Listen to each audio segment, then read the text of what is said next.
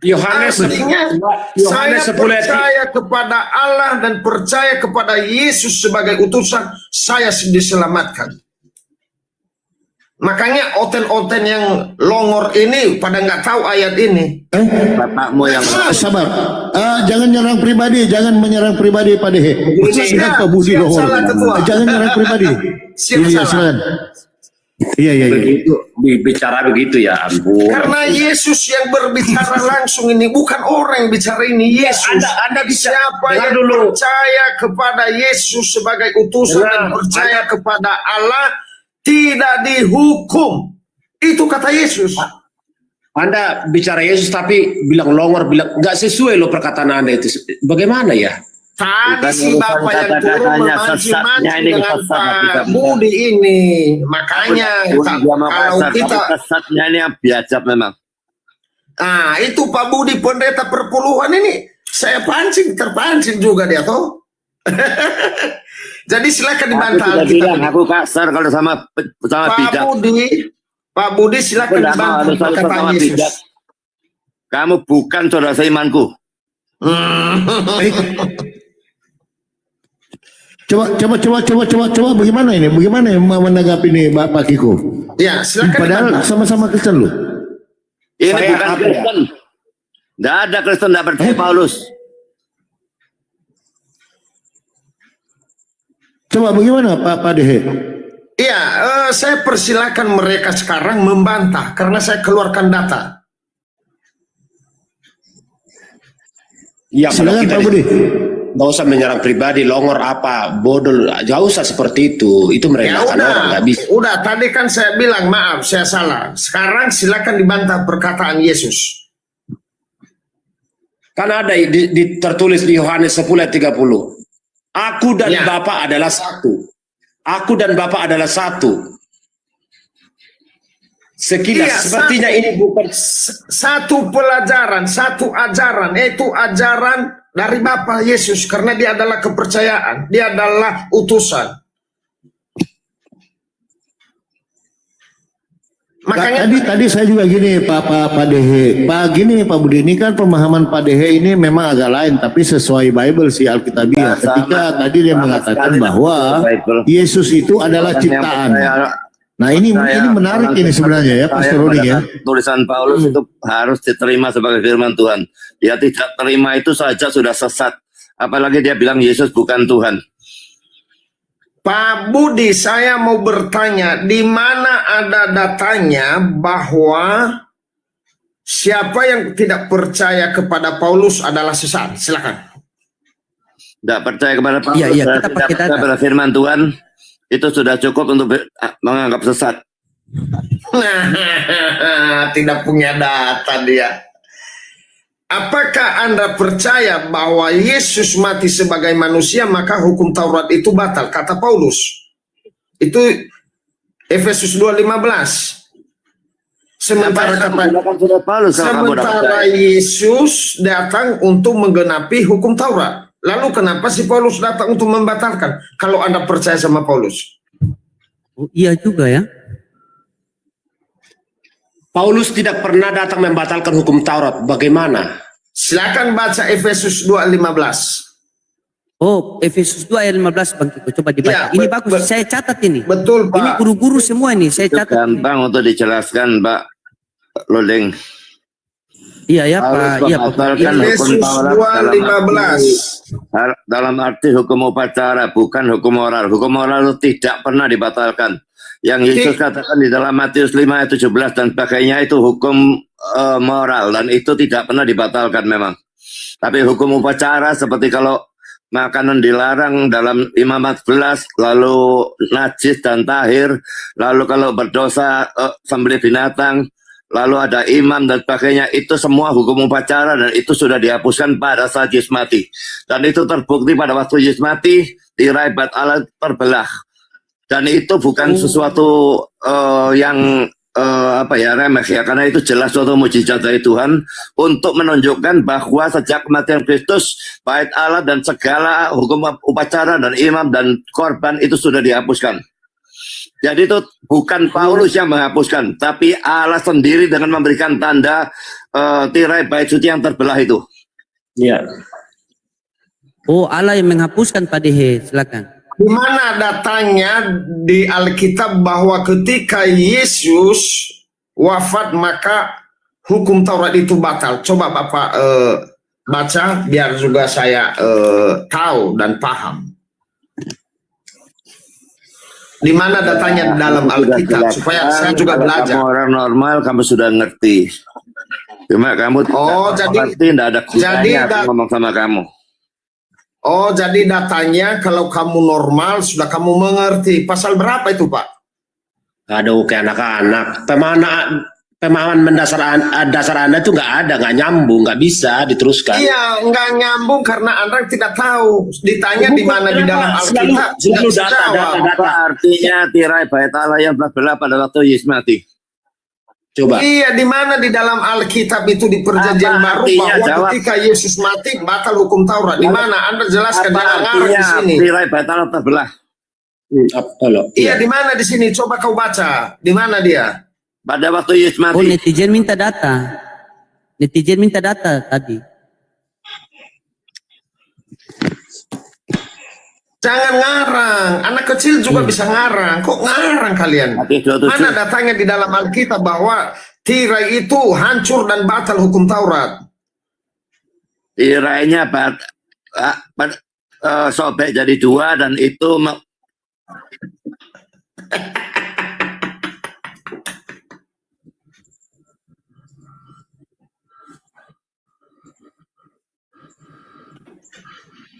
nggak sampai besok nggak ada datanya itu, nggak ada ketemu.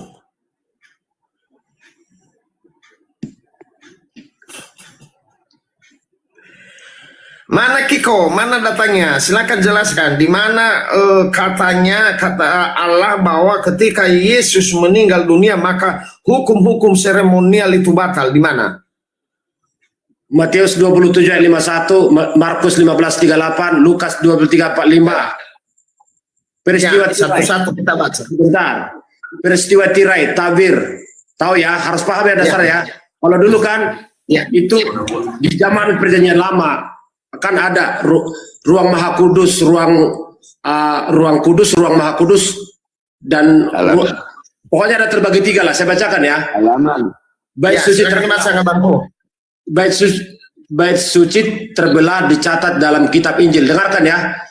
Bait suci terbelah dicatat dalam dicatat dalam kitab Injil. Pasal berapa? Kasih data karena saya catat. Kasih data berapa bilang kita catat. Matius, tercatat bahwa tabir terbelah menjadi dua dari atas sampai ke bawah. Matius 27. Di mana, Bang? Di mana? Matius 27 ayat 51. Matius 27 ayat 51. Ini berdata semua ya. Ini kesempatan saya untuk belajar ya. Silakan lanjut lagi. Masuk logika saya setiap beliau jangan dikit-dikit data-data. Beliau udah orang tua udah hafal. Cuma kalau di mana tertulis bagaimana tertulis ya dicari bukan hafalan ya kan. Tapi secara garis besar beliau mengetahui di mana dan terjadi seperti apa. Iya Bang, kita baca. Silakan baca Bang atau saya. Baca nggak apa-apa percaya baca. Saya baca ya Bang ya. Bahwa inilah teman-teman bahwa hukum Taurat batal. Kita baca. Matius 27 ayat 51. Dan lihatlah tabir bait suci terbelah dua dari atas sampai ke bawah.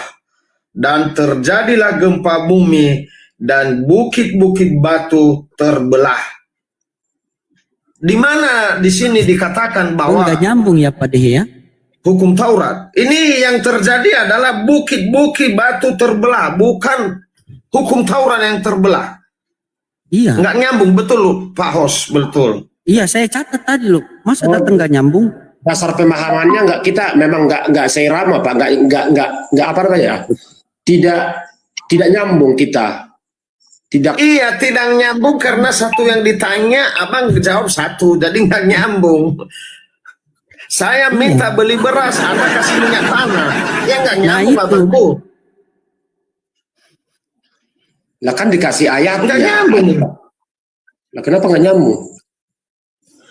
Ini yang dikatakan di sini, Abang, terjadi gempa Markus bumi 15 ayat dan 38. Coba Markus gempa 38. bumi dan bukit-bukit batu terbelah. Bukan juga ya, hukum Taurat yang terbelah, bukan.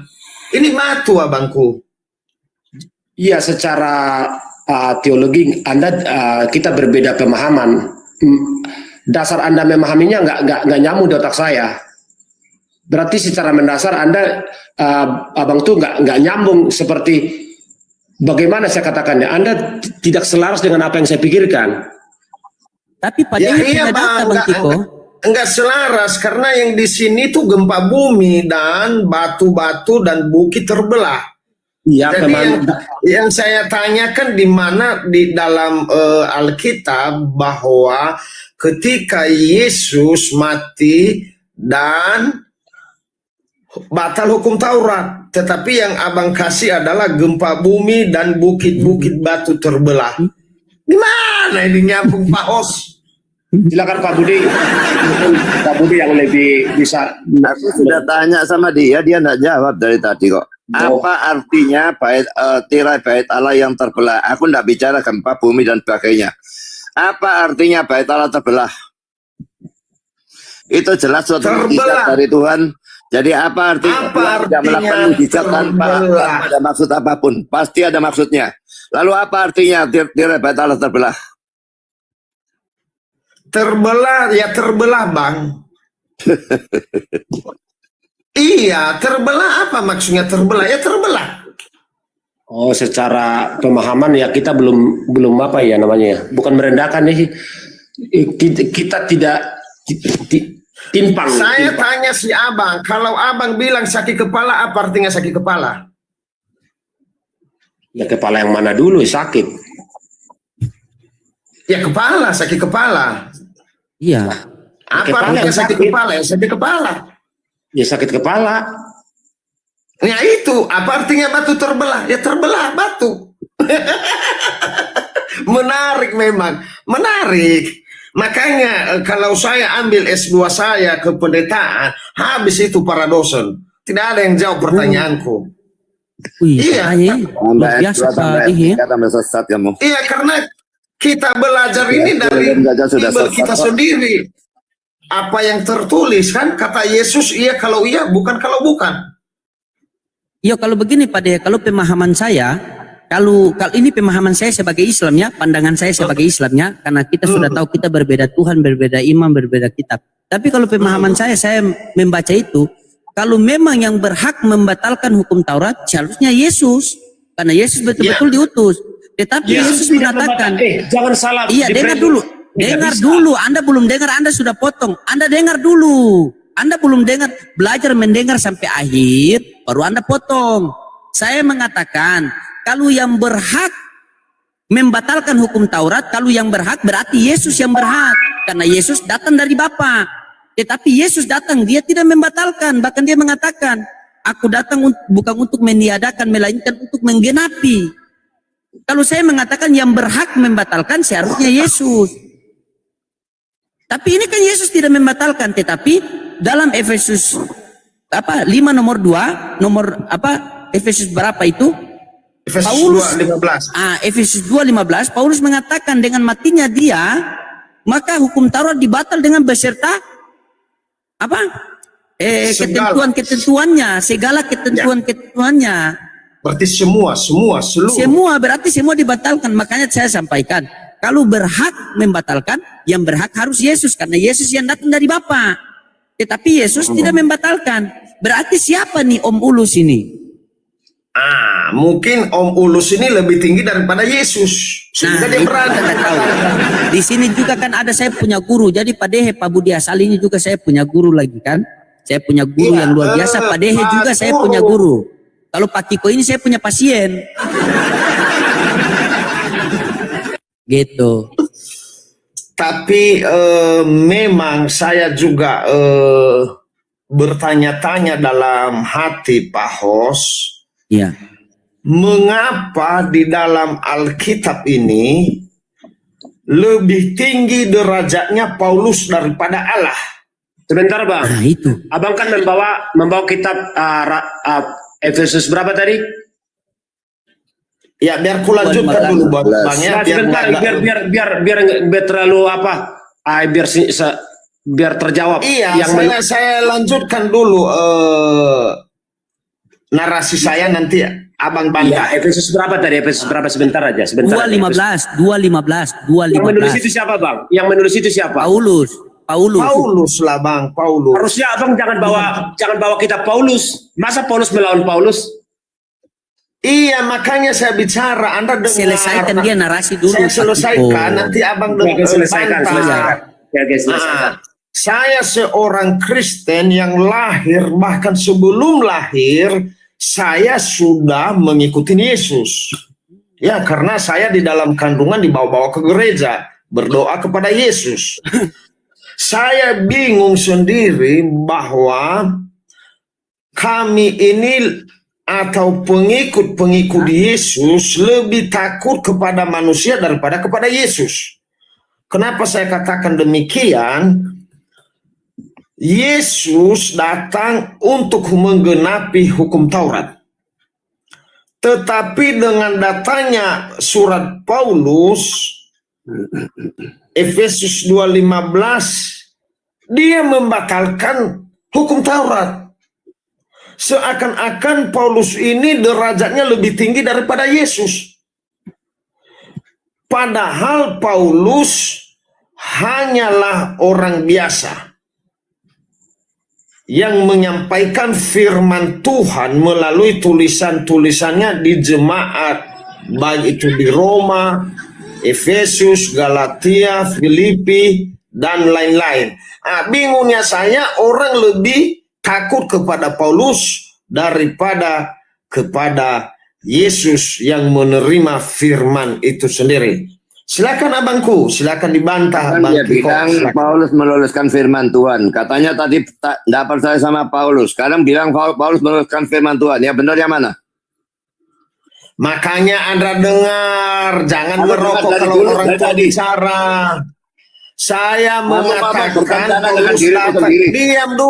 Diam dulu biar jelas. Saya mengatakan Paulus datang untuk membatalkan hukum Taurat. Makanya dengar. Makanya saya nggak percaya kepada Paulus. Mengerti? Yesus datang itu untuk menggenapi hukum Taurat, tetapi datang Paulus untuk membatalkan. Makanya saya nggak percaya. Iya, tapi kamu ketika bilang Anda Paulus menuliskan firman Tuhan. Abang kan mau sebentar, abang kan mau membantah pernyataan Paulus, tapi jangan tulisan Paulus juga untuk melawan Paulus, gak bisa dong seperti itu. Apa tulisan Paulus? Perkataan Yesus, Yohanes 5:17, bukan perkataan Siapa yang nulis? Paulus itu. Siapa yang nulis? Yesus, Yesus, mana ada Yesus nulis? Itu Matius yang menulis. Makanya dengar kalau orang bicara. Itu sudah aku jelaskan tadi, itu hukum moral yang tidak dibatalkan. Hukum iya, di mana di situ Paulus mengatakan hukum moral? Di mana? Coba jelaskan. Kalau kamu punya otak, kamu tidak bisa menafsirkan ayat tabrakan dengan ayat. Saya kalau Paulus tidak membatalkan hukum Taurat dan yang ini menafsirkan hukum Taurat itu tabrakan antar ayat, itu penafsiran tolol. Saya tidak menafsirkan, saya membaca apa yang tertulis. Saya tidak punya hak menafsirkan. Saya tidak punya hak. Saya baca sesuai data. Silakan dibantah. Betul. Sama juga dengan saya, Pak. Saya tidak pernah menafsirkan, saya hanya membaca. Rasul pasal 10 iya. Itu juga alas sendiri yang membatalkan larangan makan. Silakan baca sedikit sama Rasul 10.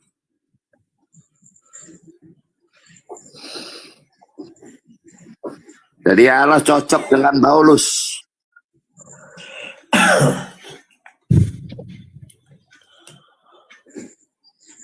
Dan saya rasa kalau nggak percaya kitab yang ditulis Paulus, jangan dibaca kitab Paulus, jangan baca yang lain, cari sendiri yang lain. Masa Paulus melawan Paulus, bagaimana itu? Bukan dibaca, di sini kan kita ranah diskusi. Iya. Kita ranah diskusi. Jadi dia menyampaikan. Jadi begini, Pak Dehe membawa data, Pak Dehe tidak membatalkan, Pak Dehe tidak menafsirkan, karena Pak Dehe juga tahu diri, karena di sini juga ada Pak Pendeta Budi Asali, beliau sangat senior, jam terbang tinggi, begitu Iya, sudah Pak. keluar di TV-TV, kan kalau Pak Kiko ini kan cuma keluar di CCTV, beda sama Pak Budi Asali, TV One, apa semua kan, begitu. Kalau Pak Kiko ini cuma CCTV, itu pun kelihatan ada bawa kotak kecil hitam itu. Ya kita lanjut. Kita biar jangan tegang. Kita apalagi di sini ingat, kalau kita berdiskusi berarti kita sudah sepakat agar tidak sepakat. Ya, usahakan diskusi kita ini kita mendapatkan satu poin, oh pemahaman Pak Dehe begini. Nah, tergantung saya sebagai Islam bisa menilai bahwa Pak Budi adalah orang yang memang Alkitab itu di luar kepala lah. Luar biasa menafsirkan Alkitab itu sangat luar biasa. Tetapi kalau Pak Dehe sesuai Alkitabiah. Ini kalau Pak Kiko ya bunglon. Cara bisa sini. Ini fakta. Tadi saja kamu bela-bela Jack. Oh iya betul. Masa Jack bilang? Saya tanya sama Pak Kiko, apakah Yesus adalah Bapa itu sendiri? Ya iya. Setelah dia tahu Jack itu oneness, oh tadi oneness, berarti dia tidak tahu. Kami orang Islam saja ketika oneness bernarasi kami tahu, ketika Tritunggal bernarasi kita tahu, SSY bernarasi kita tahu. Begitu. Kalau Anda kan memang tidak tahu apa-apa, makanya di sana boleh ibarat kereta bermuka dua begitu kan? Nah jadi Pak Kiko Pak Dehe di sini dia hanya menyampaikan ini loh yang membatalkan hukum Taurat itu Paulus, ini datanya loh. Dia tanya sama kalian. Nah kalau Pak Kiko tidak bisa menjawab, kasih sama Pak Pendeta Senior, fans saya pendeta ini, Pendeta Budi ini. Cuma Pak Budi ini kalau berbicara tidak suka gontok-gontokan, dia mau pakai waktu. Cocok dengan Pak Dehe ketemu di sini. Gitu. Silakan Pak Kiko mau bantah apa Pak Kiko, silakan. Iya, Kalau tadi tidak mau saya kasih saja. latar belakangnya si Jack saya nggak paham. Sudah skip saja si Jack saja. Tadi Pak Budi sudah bilang dia sesat kok, apalagi membawa. Iya, bukan berpaling ke sana berpaling Bukan ke sini. kalau tadi Pak Budi mengatakan dia sesat, tapi setelah itu dia mengatakan bahwa tolol goblok, itu saya tidak mau begitu. Lihat Pak Dehe, walaupun Pak Budi bilang Pak Dehe sesat, tapi Pak Dehe dengan senyum menyampaikan. Ini orang yang berwawasan luas, dia kasih dalil, dia kasih serang dengan dalil. Coba Pak Kiko bantah itu. Kenapa Paulus membatalkan hukum Taurat? Pak Dehe kan tadi kan tidak mengakui, bahkan disebut Paulus itu apa tadi Bang? Apa tadi? Ya ketika Anda tidak mempercayai, jangan ambil tulisan yang ditulis Paulus untuk menyerang Paulus juga, kan itu nggak fair kan? Nah, iya. Sudah minum 2 gelas, abang berapa gelas bang? Ya masa Saya itu, iya sebentar ya, saya itu nggak nyerang Paulus pakai kitab Paulus bang. Saya pertanyakan Efesus 2:15 dengan perkataan Yesus Matius 5:17, bukan Paulus ketemu Paulus bang ya. bukan. Tapi Anda kan bilang nggak percaya Paulus. Ya jangan bawakan kitab yang ditulis Paulus, harus begitu dong. Iya, Anda kan menanyakan kenapa Anda tidak percaya Paulus, ya keluarkan datanya, karena dia berani membatalkan hukum Taurat, makanya saya tidak percaya abang. Oke, Itu, Anda nggak Pak percaya Kiko. Paulus? Nggak percaya Paulus? Iya, karena Paulus mengatakan, ada lagi Galatia 5 ayat 2, sesungguhnya aku Paulus, jika engkau bersunat Kristus tidak berguna bagimu. Iya betul itu. Sementara kata Allah yang menciptakan langit dan bumi, Kejadian 17 ayat 10, semua harus disunat. Lalu datang lagi Paulus, sekonyol-konyol datang lagi Paulus untuk membatalkan hukum Taurat lagi yang dikatakan Allah di sana. Makanya saya mengatakan saya tidak percaya sama Paulus itu. Saya ada datanya. Ya, artinya gini Pak Kiko, kalau Pak Dehe ini dia tidak suka yang plain plan gitu loh. Jadi di Bible itu dia plain plan. di satu sisi dia mengatakan Taurat itu betul, di satu sisi dia membatalkan. Contoh tadi dalil yang dibawa Pak Dehe, lebih mudah meruntuhkan langit daripada menghilangkan satu iota dalam hukum Taurat, kata Yesus. Betul? Aku datang bukan untuk meniadakan, melainkan untuk menggenapi. Itu kata Yesus. Betul Pak Dehe? Betul. Nah, lalu sekonyong-konyong masuklah Efesus 2:15 yang ditulis oleh Paulus. Dengan matinya Kristus sebagai manusia, dia telah membatalkan segala hukum Taurat dan ketentuannya. Sebenarnya di sini ini ada fitnahan atau apa? Karena ini tuduhan Paulus terhadap Yesus. Dia, Ya. betul ya Pak Deh ya? Betul. Itu yang dimaksud. Gitu. Nah sekarang satu-satunya solusi supaya Aku pakai tirai bait Allah yang terbelah. Sekarang itu artinya apa? Dia tidak pernah memberikan jawaban. Tirai bait Allah itu tebal sekali, nah mungkin terbelah dengan sendirinya. Itu mujizat dari Tuhan. Sekarang Tuhan tidak akan melakukan mujizat tanpa ada maksud. Lalu apa maksudnya? Ya tanya sama Tuhan. Kalau Bapak tahu bahwa Tuhan yang usah tanya membeli sama itu, Tuhan, ditanya aku sama tidak tahu. Tuhan.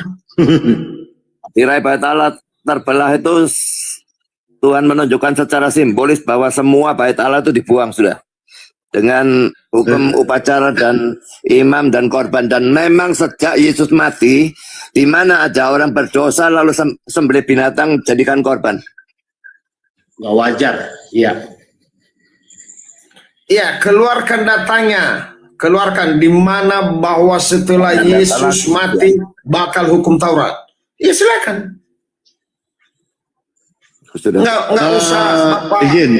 izin saya buka literasi ya dari kekristenan sendiri. Yang dimaksud dengan tirai terbelah itu bait ya. Ini mohon maaf kalau saya salah Pak ya. Ini berdasarkan literasi yang saya ambil dari kekristenan itu sendiri. Yang dimaksud itu adalah pemisahan antara Tuhan yang Maha Kudus dan manusia berdosa. Batas kekudusan yang tidak boleh dilanggar sembarangan. Kemudian perlunya iman dan korban untuk mendekati Tuhan. Ini agak berbeda ini Pak. Kalau saya lihat penafsiran bait suci yang itu tirai terbelah Iya, itu. tirai itu tadinya ada untuk tujuan itu. Tapi pada waktu Yesus mati tirainya terbelah. Berarti tirai itu dibuang sudah. Tidak ada lagi batas antara ruang maha suci dan ruang suci. Iya, Dan tidak ada lagi batasan antara Allah dan manusia. Iya. Nah, hukum Taurat Itu itu di hanya mana? doktrin. Ya. Doktrin itu. Doktrin saya tahu juga itu.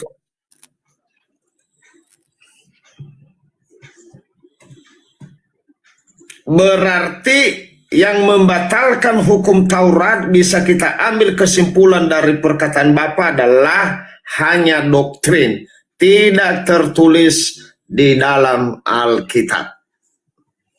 Haleluya. Bisa jadi. Berarti lebih tinggi Paulus Itu daripada bisa Yesus. bacakan Kisah Rasul pasal 10.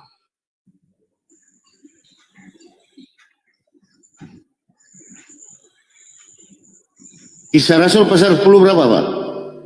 Ya mulai ayat 1. Nanti sampai seberapa nanti saya stop.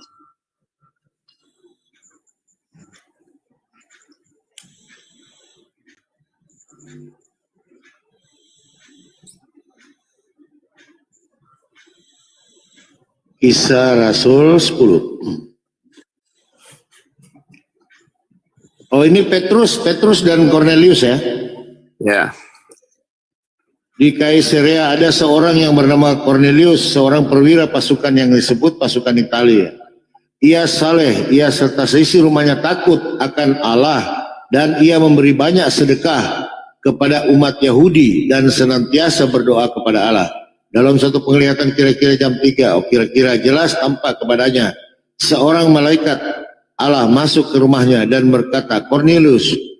Ia menatap malaikat itu dan dengan takut ia berkata, ada apa Tuhan? Ada apa Tuhan? Jawab malaikat itu, ada apa Tuhan? Ini kok Cornelius dipanggil Tuhan, ini malaikat dipanggil Tuhan juga di sini ya? Bingung juga saya ini, Pak. Ulangi baca. Coba. Oke, saya baca ya. Di Kisah 10 ayat 4, ia menatap malaikat itu dan dengan takut berkata, ia ini Cornelius berkata kepada malaikat, ada apa Tuhan? Jawab malaikat itu, semua doamu dan sedekahmu telah naik ke hadirat Allah dan Allah mengingat engkau. Coba ini agak membingungkan ini. Jadi malaikat juga Tuhan. Ini Tuhan huruf besar loh. Gimana ya? Dia kan tidak tahu itu siapa. Jadi dia sebut Tuhan, dia kira itu Tuhan. Teruskan aja. Dan sekarang suruhlah beberapa orang ke Yope untuk menjemput seorang bernama Simon dan yang disebut Petrus. Ia menumpang di rumah seorang penyamak kulit yang bernama Simon yang tinggal di tepi laut. Setelah malaikat yang berbicara kepadanya itu meninggalkan dia, dipanggilnya dua orang hambanya beserta seorang prajurit yang tinggal dari orang-orang yang selalu bersama-sama dengan dia. Dan sesudah ia menjelaskan segala sesuatu kepada mereka, ia menyuruh mereka ke Yope. Keesokan harinya ketiga orang dalam perjalanan dan dekat kira-kira pukul 12 tengah dini hari, naiklah Petrus ke atas rumah doa. Ia merasa lapar dan ingin makan, tetapi sementara makanan disediakan, tiba-tiba ruhnya diliputi kuasa ilahi. Tanpa olehnya langit terbuka. Wow. Dan turunlah suatu benda berbentuk kain lebar yang bergantung pada keempat sudutnya, yang diturunkan ke tanah. Di dalamnya terdapat berbagai jenis binatang berkaki empat, binatang menjalar dan burung. Kedengaranlah olehnya suatu suara, bangunlah hai Petrus, sembelihlah, makanlah. Tetapi Petrus menjawab, tidak Tuhan, ya kan? Tidak Tuhan, tidak, sebab aku belum pernah makan sesuatu yang haram dan yang tidak tahir. Kedengaran pula untuk kedua kalinya suara yang berkata kepadanya, apa yang dinyatakan halal oleh Allah tidak boleh engkau nyatakan haram. Tolong diulang, kata-kata itu diulang. Ya. Apa yang dinyatakan halal oleh Allah tidak boleh engkau nyatakan haram. Allah lo yang bicara ya, Allah. Oleh Allah ya, bukan oleh Paulus ya.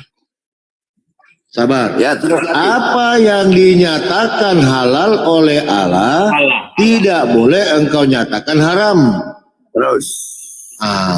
Maksudnya apa ini? Ya, Kalau Allah bicara apapun jadi, gak bisa dibilang haram. Allah lo yang bicara. Bukan, ini masalah yang di 12 tadi. Kan makanan yang dulunya haram itu adalah Allah sendiri. Dan itu terulang 3 kali. Bisa dibaca terus kalau mau. Nggak usah tapi dibaca terus, ini sudah cukup segitu. Yang membatalkan adalah Allah sendiri, bukan Paulus. Apa yang dinyatakan halal oleh Allah tidak boleh engkau nyatakan haram. Apa yang dihalalkan ini? Ini dulu dikaji. Kalau yang dihalal, yang makanan yang haram, itu kan mujizat, ada kain turun kan, penuh gambaran binatang-binatang yang haram untuk dimakan. Oh enggak di sini. Di dalamnya terdapat berbagai jenis binatang berkaki 4, binatang menjalar dan burung. Kain lebar itu loh ya. Ayat 11-nya kan kain lebar itu turun kan. Lalu ayat 12-nya di dalamnya terdapat berbagai jenis binatang berkaki 4, binatang menjalar dan burung. Ini semua haram ya. Kedengaranlah olehnya suatu suara yang berkata, bangunlah Petrus, sembelihlah dan makanlah. Tapi Petrus menjawab, tidak Tuhan, tidak. Sebab aku belum pernah makan sesuatu yang haram dan yang tidak tahir. Kedengaran pula untuk kedua kalinya suara yang berkata kepadanya, apa yang dinyatakan halal oleh Allah tidak boleh engkau nyatakan haram. Hal itu terjadi sampai 3 kali dan segera setelah itu terangkatlah benda itu ke langit. Jadi siapa yang membatalkan? Nah, berarti nggak dimakan sama Petrus. Nggak dimakan. Memang udah dimakan, tapi Allah sudah mengatakan yang sudah dihalalkan jangan engkau anggap haram. Jadi yang menghalalkan. Nah, yang mana yang dihalalkan? Yang mana yang dihalalkan, Pak? Loh, yang ini ada ya Surah 4 pasal 11 itu. Itu kan diharamkan, yang diimamat kan diharamkan. Ya itu sudah dihalalkan pada karena Yesus sudah mati di salib itu sejak saat itu sudah dihalalkan. Sekarang mau makan babi, mau makan apa, makanya enggak masalah. Nah, Wah bahaya ini. di mana datanya itu? Lah itu dibaca sudah. Kok. Banyak bacot kamu. Enggak ada tulisan babi di sini. Bapak bisa baca enggak? Oh, kalau begitu bara ini. Kalau begitu mah. Ngarang terus. Satu yang ditanya di mana? Tadi kan Anda menanyakan kenapa tidak percaya dengan tulisan Paulus, karena Paulus membatalkan hukum Taurat. Satu yang dibaca Petrus malahan.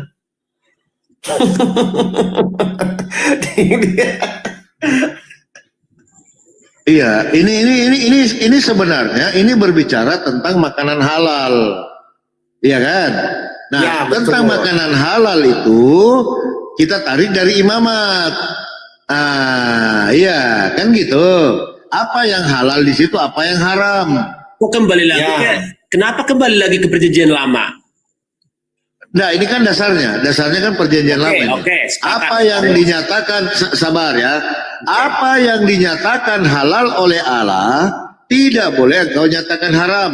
Pertanyaannya, babi dihalalkan tidak oleh Allah di imamat? Haram. Haram. Imamat ya. Berarti di perjanjian baru juga haram. Karena ada Haram. tulisannya. Iya. Betul. Tapi datanglah Kenapa? Efesus 2:15 dibabat habis. Gitu. Begini loh. Ini Allah sendiri yang bicara ya, Allah.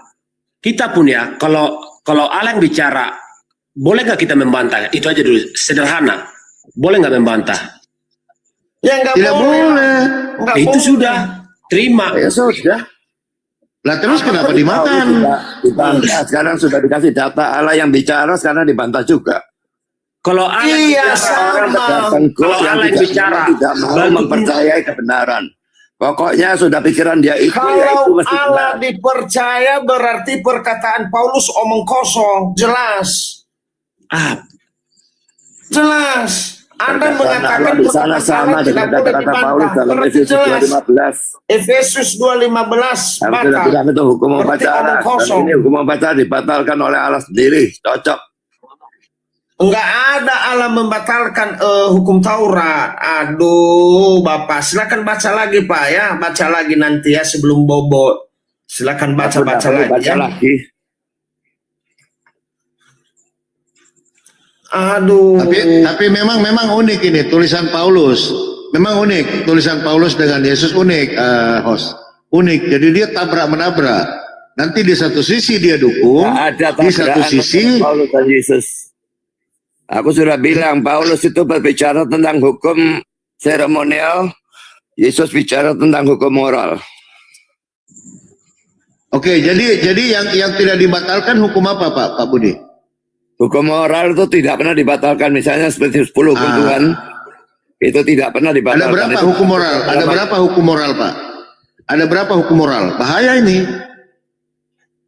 Banyak, tapi salah satunya Karena dibagi dua kan? Iya, terbagi dua. saya seluruh 10 hukum Tuhan termasuk hukum moral semua. Itu tidak pernah dibatalkan. Ada berapa hukum moral itu? Bahaya itu Pak. Apakah ini sudah dilakukan juga oleh Yesus? Karena 300 lebih itu Pak. Tidak ada Bahaya. dikatakan. Tidak.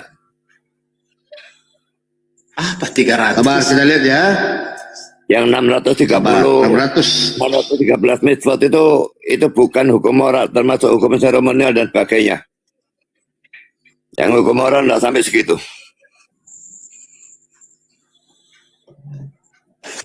Kita lihat ya. 613 mitzvot ya menjadi dua kategori untuk menurut tradisi Yudaism. 248 perintah positif yang harus dilakukan 365 perintah negatif hal yang dilakukan. Nah, yang mana ini? Antara 248 dan 365. Aku tidak percaya 613 itu. Lah, kan dibagi Pak tadi moral dengan ini. Itu dari orang-orang Yahudi. Ya. Kamu baca buku apa? Bukunya Yahudi. Talmud, Mishnah. Yang mana yang kamu baca? Ya, buku Yahudi. Jadi saya baca-baca buku Yahudi, lalu kenapa tadi Kristen ini bisa membagi ini gitu loh. Sementara kalau dia mau membagi hukum moral dan hukum apa tadi itu terbagi dua. Ada 248 perintah positif dan 365 perintah negatif, hal yang dilarang dilakukan. Yang mana yang diambil? Sebutkan coba perintahnya. Banyak kali Pak, banyak ini 300 bisa sampai subuh kita bilang ada. Coba sebutkan kalau ada segitu banyaknya. Oh, berarti habis Taurat, Pak Dehe, nggak ada lagi, jangan dipilih. Habis. Ada apa enggak segitu banyaknya? Coba kamu baca kalau ada. Lah ini ada Pak 248. Saya 613 medvote itu. Lah yang 248? Nah, percaya juga. Wah, bagaimana ini Pak Dehe? Makanya jadi tidak ada hukum lagi. Kamu percaya itu, kamu bacakan di sana 200-an itu, coba bacakan semua. Aku mau tahu ada berapa. Wah, berat juga kalau saya membaca semua Pak ini. Sampai pagi kita bahas. Bisa subuh baru kelar. Bisa subuh berarti kalau Pak Budi asal ini tidak mau lagi pakai 213, selesai, tidak ada hukum di Kristen. Aku sudah bilang 10 hukum Tuhan itu salah satunya termasuk hukum moral. Itu tidak mungkin dibatalkan sampai akhir zaman. Itu sudah batal di Efesus 2:15. Segala perintah dan ketentuannya, segala semua. Tadi bilang tidak dibatalkan. Anda Ini omongan lidah bercabang ini. Anda harus baca arti segala dalam bahasa Indonesia. Segala adalah seluruh semuanya. Bukan firman Tuhan. Omongannya bolak-balik. Ya. Lidahmu itu bercabang. Iya, kamu itu yang berlidah bercabang seperti buaya. Tidak ada buaya Di lidah dalam Galatia tidak ada dikatakan ada hukum ini, hukum itu. Di sana dikatakan segala ketentuan, berarti semua. Jadi Anda jangan berbohong, harus jujur. Seorang pendeta itu jujur kepada jemaat supaya diberkati Tuhan. Gak ada yang dibohongi. Anda juga gak boleh seperti itu bicaranya, hormatilah. Lah itu katanya dibagi dua. Di mana di situ dibagi dua tulisannya? Nggak ada. Yang tertulis di sana segala perintah dan ketentuan, semua perintah dan ketentuan. Berarti semua 613. Tapi itu adalah perkataan Paulus. 613, bacakan sama aku 613. Perkataan Kamu Paulus, bisa bacakan bukan Allah. 613, aku ikut kamu. Ya, kita ikutin itu perkataan Allah, perkataan Yesus, bukan perkataan Paulus. Paulus hanya manusia, ngapain kita percaya omongannya? Bacakan perkataannya 613.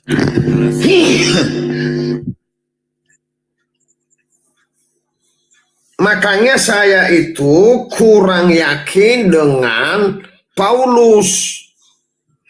Itu jawaban saya dari tadi. Nggak percaya, Anda bilang nggak percaya, bukan kurang percaya. Anda kalau sudah nggak percaya saja, jangan dirubah-rubah lagi. Dan jangan bawa-bawa lagi kitab yang dituliskan Paulus. Harus saya begitu kok. Jangan bawa-bawa lagi. Iya, saya itu membawa kitab yang disampaikan Matius. Matius 5:17 tadi. Makanya saya mengatakan bahwa Paulus itu Alkitabmu ada. saya tidak yakin dan saya tidak percaya. Izin sedikit. Dengarkan Pak ya, dengarkan teman-teman ya. Oke.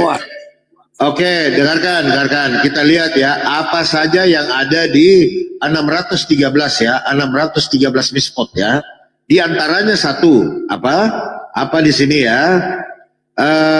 Perintah positif ya. Perintah untuk melakukan tindakan jumlahnya dihubungkan secara simbolis dengan jumlah organ atau tubuh. Perintah negatif 365.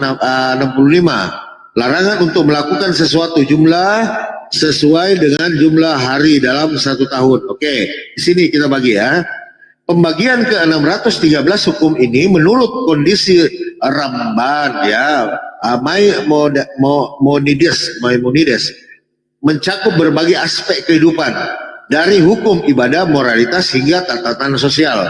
Hukum ketuhanan ibadah ini yang masuk di 613 ya.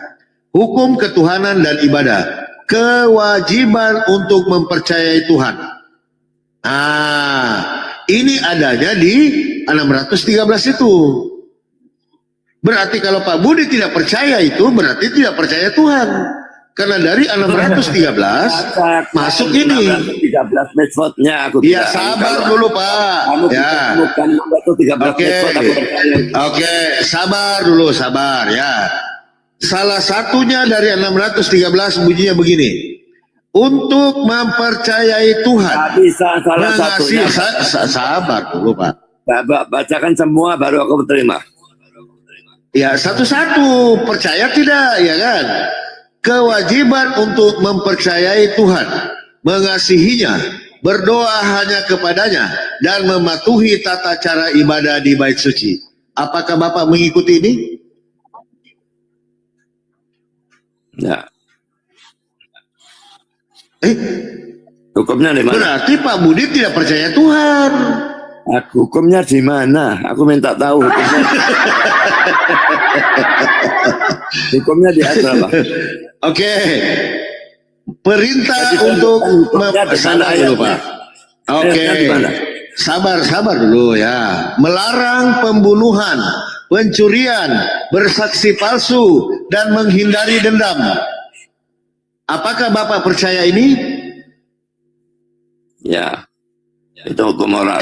Berarti ikut 613. Aku bilang enggak seluruhnya yang aku percaya. Aku bukan. Baru 2 saja Pak Budi sudah ingkar. Bagaimana saya mau lanjutkan? Siapa yang bilang aku enggak percaya semua? Aku enggak percaya. Tadi Anda tidak percaya 613. Anda percaya tidak yang 613? Tuhan itu termasuk hukum moral. Sabar dulu Pak Budi. Kita konsisten. Apakah Anda percaya 613 mismot? Enggak sebanyak itu. Tidak, berarti oke, Anda tidak percaya. Salah satu saya baca ya. Perintah untuk mengasihi sesama, melarang pembunuhan, pencurian, bersaksi palsu, dan menghindari dendam. Apakah Anda tidak percaya ini? Menghindari apa tadi? Dengarkan. Perintah untuk terakhir itu menghindari apa? Ya. Menghindari dendam. Oke, setuju. Loh, katanya tidak percaya 613. Kenapa setuju? Kamu tuh kalau nggak ngerti. Aku nih bilang nggak percaya. Loh, Anda sudah bilang tidak percaya 613. Sementara di 613 itu, sabar dulu Pak, konsisten. Oke, 613 itu salah satunya, sabar dulu. Sabar ya, Pak Budi konsisten. Tadi Anda tidak percaya 613. 613 saya sebutkan dulu. Bukannya tidak percaya semua itu. Nah, berubah lagi. Berarti pilih-pilih. Yang pernah berubah dari tadi. Tidak semuanya maksudnya Bapak Gembala. Aku dari sekarang tunjukkan 10 hukum Tuhan tuh, hukum moral. Yang 10 hukum Tuhan itu hukum moral semua 10. Oke, 10. Dari mana bisa jadi 613 dari mana? Oke, salah satu di 613, jangan membunuh. Anda tidak mengikuti ini? Itu termasuk di dalam 10 hukum Tuhan sudah. Oke, jangan mencuri. Apakah ada di 10? Oke, bersaksi palsu. Itu termasuk juga hukum ke-9. menghindari dendam. Hukum keberapa itu? Termasuk pembunuhan, hukum ke-6. lain. Sama termasuk. Pembunuhan sudah ada. Hukum jangan membunuh itu mencakup dendam. Benci itu termasuk pembunuhan. Oke. Sekarang kita masuk lagi. Perceraian, pernikahan, dan kewajiban orang tua terhadap anak. Oke, masuk di atas ya. Hukum sosial, utang piutang, pinjaman tanpa bunga, serta keadilan dalam menakar timbangan. Apakah Anda setuju ini? Menakar timbangan setuju, tapi kalau bunga itu tergantung kepada siapa. Bagaimana lah Pak Budi ini?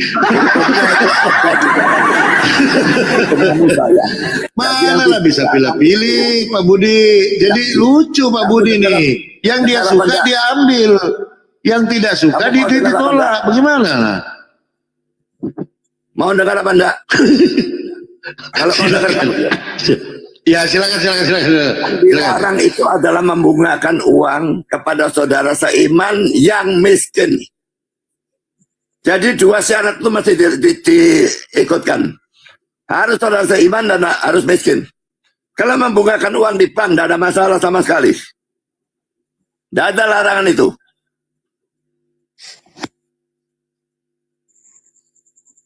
Gimana ini? Agak lain ini Pak Budi nih. Ada hukumnya, cuma aku tidak ingat ayatnya. Oh, ada hukumnya, cuma nggak ingat ayatnya. Iya. Lanjut Pak Dehe. Ini menarik. Jadi Pak Budi ini milih hukum, yang suka diambil, yang nggak suka dibuang. Ya. Lanjut Pak Dehe. Ya, betul. Yang menguntungkan Semua harus diambil Pak Budi. Betul itu, saya setuju Pak Budi. Yang menguntungkan kita ambil, yang merugikan kita jangan kita ambil. Saya setuju Pak Budi.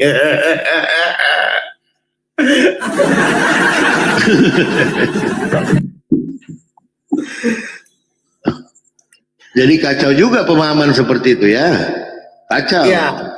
Jadi sebenarnya Pak Papi Gembala, kita baca dari Efesus tadi, dia tidak membedakan mana yang dibatalkan. Jelas-jelas di sana bahwa semua perintah, berarti semua 613 itu, seandainya kita mengikuti perkataan Paulus. Tetapi sayang beribu sayang, Paulus bukanlah Tuhan, hanya manusia. Jadi saya tidak mengikuti, sehingga bagi saya hukum Taurat itu masih berjalan. Begitu. Tepuk tangan untuk Tuhan, ya kan? Luar biasa ya. Biasa. Tapi Pak Dehe, tapi izin sedikit ya Pak Dehe, saya bingung ya. Di Ini sini ada di ayatnya, dalam ya. Matius, ya begini, di dalam Matius 3 nomor 2, di situ kan Yesus berkata kan, bertobatlah sebab kerajaan sorga sudah dekat. Di sini Yesus perintahkan bertobat. Tetapi Paulus mengatakan dengan Yesus mati menembus dosa. Jadi mana ini? Saya bingung nih. Yesus sendiri yang Yesus menubuatkan kematiannya sedikitnya ada 4 kali dalam Injil Matius. Karena aku bacakan Keluaran 22-25 ya. Jika engkau meminjamkan uang kepada salah seorang dari umatku, orang yang miskin di antaramu, maka janganlah engkau berlaku sebagai seorang penagih hutang dia. Janganlah kamu bebankan bunga uang kepadanya. Jadi kalau pikir aku udah punya data. Nah terus yang di mana? Di mana kalau yang kaya boleh dibungakan Pak? Loh, kalau larangannya hanya kepada yang miskin ya, kepada yang kaya boleh. Dia belum tentu. Berarti hukum Tuhan lihat keadaan, Papi. Kalau dia rumahnya tingkat ditagih. Sekarang kalau orang minjam sama aku, dia pakai untuk kerja dan dia dapat keuntungan banyak. Kenapa aku tidak boleh bungakan uang kepada dia? Kalau orang miskin tidak usah bunga, Pak Budi. Tidak boleh bungakan kepada orang miskin. Ya. Ini rumah saya cuma triplex, Pak. Boleh saya pinjam? Saya, Pak. Boleh tidak? Mau bikin beton.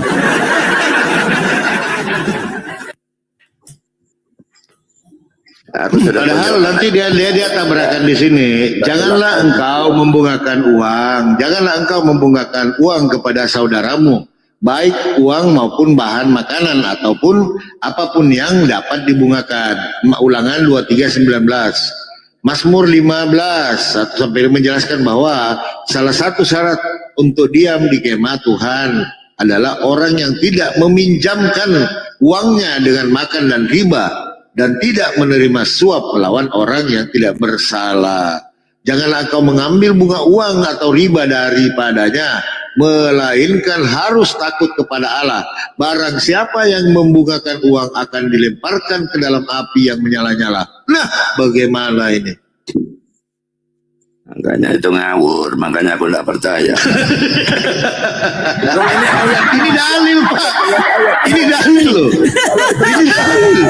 Kamu mau beli yang itu? Loh. Aku tidak mau. Saya baca dalilnya, Pak. Ya, saya baca.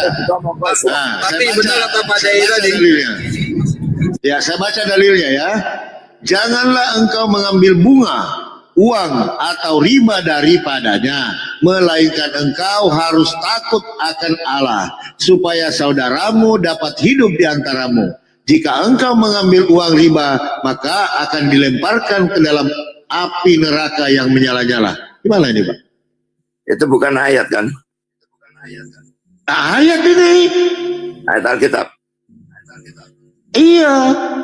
Mana ayat berapa? Pasal kitab apa? Pasal berapa ayat berapa? Rahasia. Hah?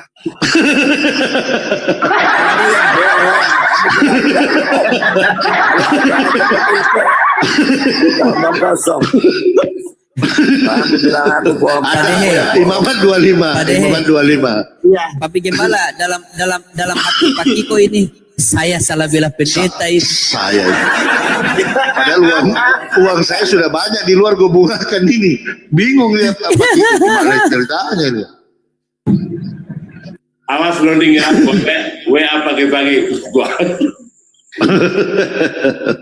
Banyak dalilnya, Pak. Banyak. Tidak boleh.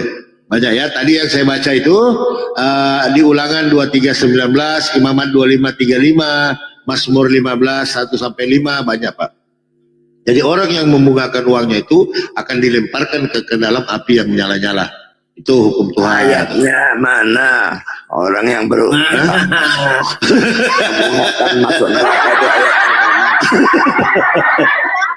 Itu kamu tambah atau ayatnya tidak ada, atau kamu tambahi dengan neraka yang menyala-nyala itu.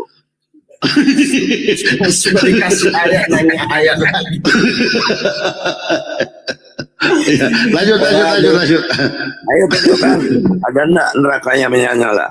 Kasihan nanti saya DM Pak Budi biar yang lain, karena kan ada yang banyak ngebukain uang di sini, nggak enak saya bunga datanya, Pak. Nggak ada, Itu udah santai, itu duduk kan, banyak uangnya di luar itu, yang duduk baju merah itu, Pak.